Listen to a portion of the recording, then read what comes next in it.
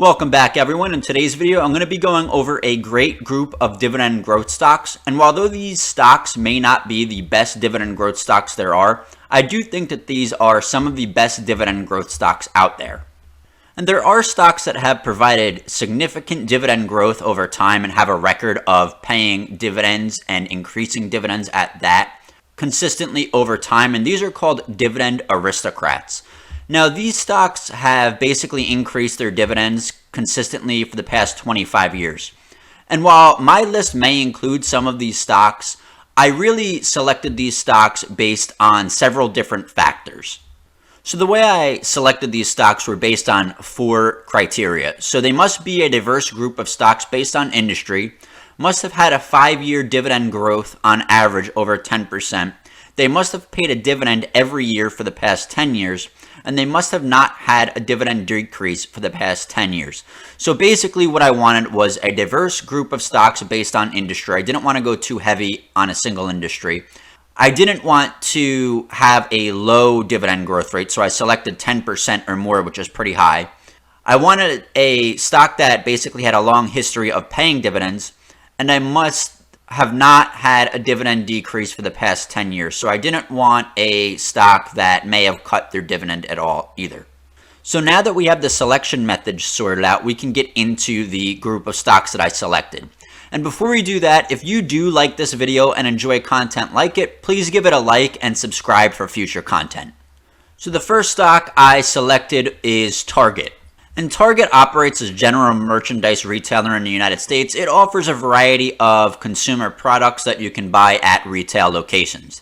Now, the growth rate has varied from year to year with Target, but on average it is above 10%, generally speaking. And you can basically go down here and see how much this stock has increased its dividend year over year. Now, the stock currently has a dividend yield of about 3.2%. And if we scroll down a bit, you can see that it has a wonderful track record of paying an increasing dividend and also a great track record of a consistent dividend year over year. Next on this list is the Home Depot. The Home Depot operates as a home improvement retailer. It supplies a various amount of equipment and building materials for home improvement or general building supplies. And we see a pretty high dividend growth rate above 15% here. And we see how that dividend has moved over time. And the stock currently does have a yield of about 2.3%. If we scroll down, you can see just like Target, it has a great record of dividend growth and a great record of consistently paying a dividend that doesn't really decrease at all throughout the course of its dividend lifetime. So it definitely fits the metric of not decreasing its dividend over the course of this 10-year period. For the third stock, it is Texas Instruments. So Texas Instruments designs, manufactures, and sells semiconductors to electronics designers and manufacturers in the United States. So as you can imagine, this definitely operates in the information technology sector. And it does have a decent 5-year growth rate over 13%. And if we scroll down, you can see how that dividend kind of increases over time. Company currently pays a dividend above 3%, which is quite high for a dividend growth stock and a company that operates in a technology sector in general. Scrolling down, we can see some pretty significant dividend growth over the past 10 years. And if you notice, again, just like all the rest, there are no dividend increases. You just see significant increases going back 10 years. Next on this list, we have S&P Global.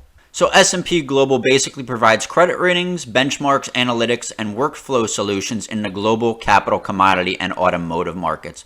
So it basically operates in the investing world. And as you can imagine, the S&P 500 is pretty much constructed by S&P Global. And S&P Global has been providing a pretty significant average return, just like the rest of the stocks, approximately at 12.5% average over the past 5 years. And again, scrolling down, we can see how that dividend grew over time. Now, when it comes to dividend yield, this stock comes out pretty low. It's under 1%, but what it lacks in yield, it makes up for in growth. you can basically see consistently it grew its dividend pretty substantially over the past 10 years, and it does pay a very consistent dividend that haven't had any decreases over that time frame. So next up we have United Health Group Inc. And the company operates as a diversified healthcare company in the United States. It offers a variety of health-oriented products. And with this stock, we see pretty significant growth. We are at 16.14% over the past 5 years.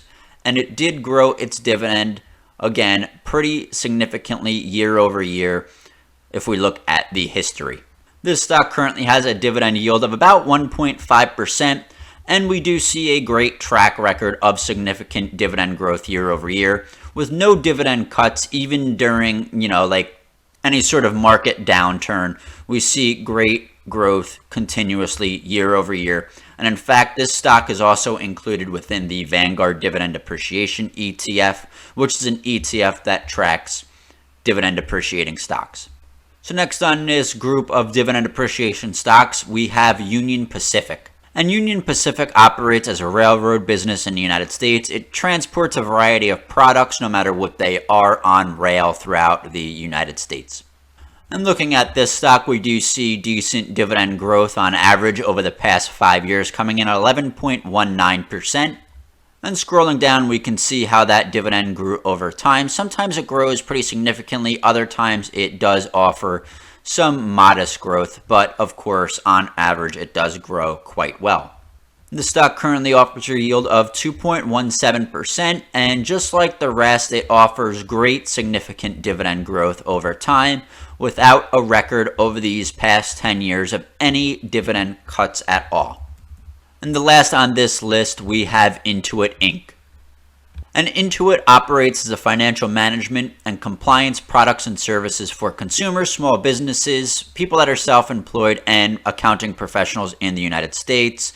It offers a variety of different services like Credit Karma, QuickBooks, and it basically operates in the business management, maybe an administrative sector.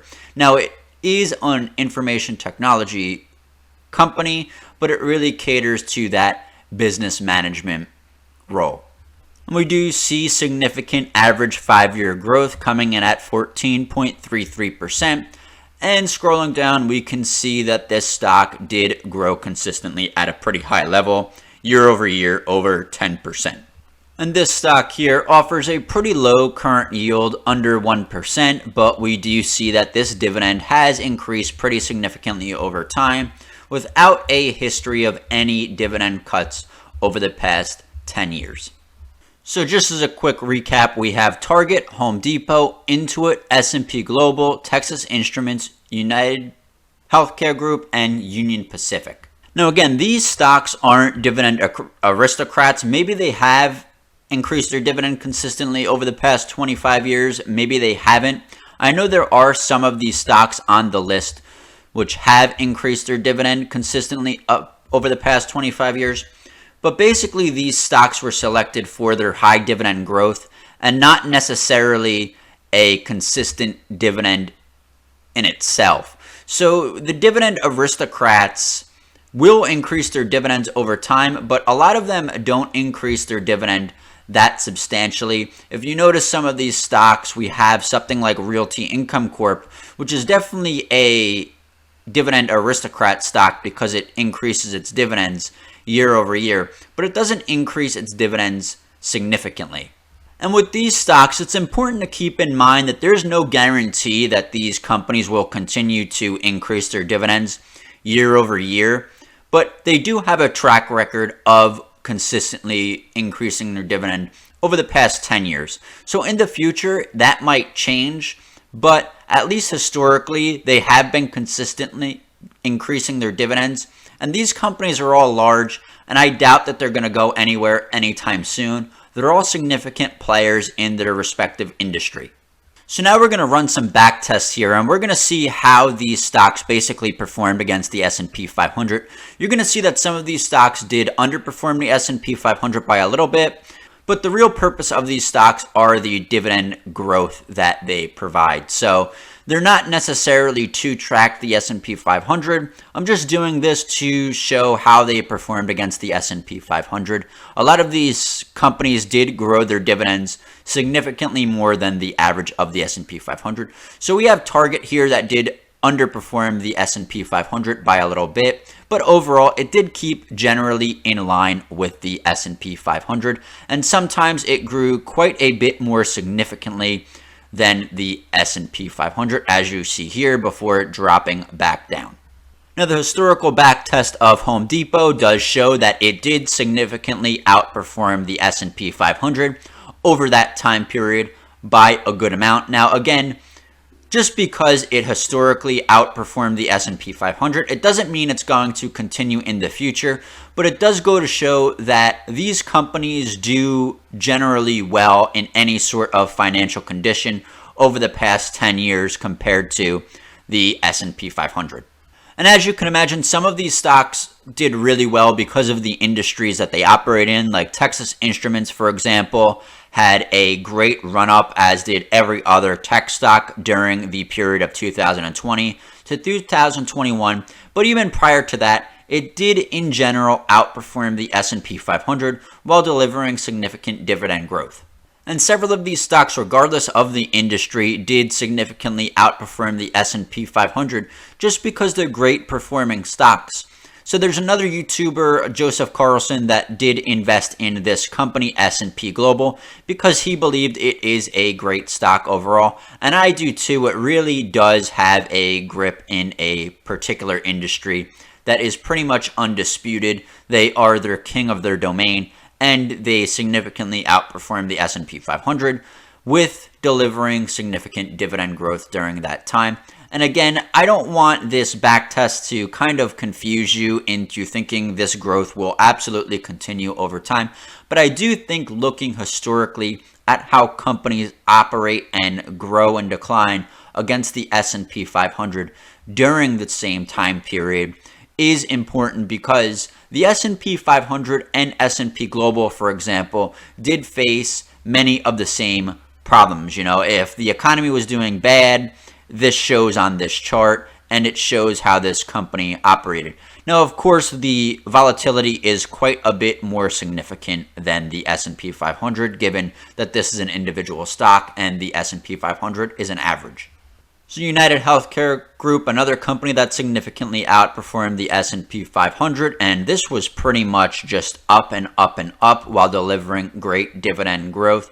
Didn't really matter too much of the environment that was going on. It grew even when the S&P 500 was kind of stagnant, and again provided great dividend growth there.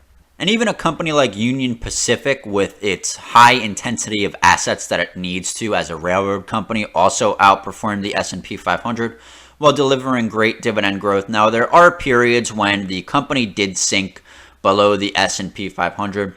This company is really going to be heavily determined on the economy. As you can imagine, when the economy is doing well, more products are moved. When the economy is doing bad, less products are moved. And there are significant ups and downs, but overall, it did perform better than the S&P 500 during that time, and it also delivered great dividend growth. And finally, we have Intuit, and it completely outperformed the S&P 500 year over year while delivering a good growth. Now, the thing is, with a lot of these companies, you're going to see extreme volatility. Like, look at this drop, and you just don't have that with the S&P 500.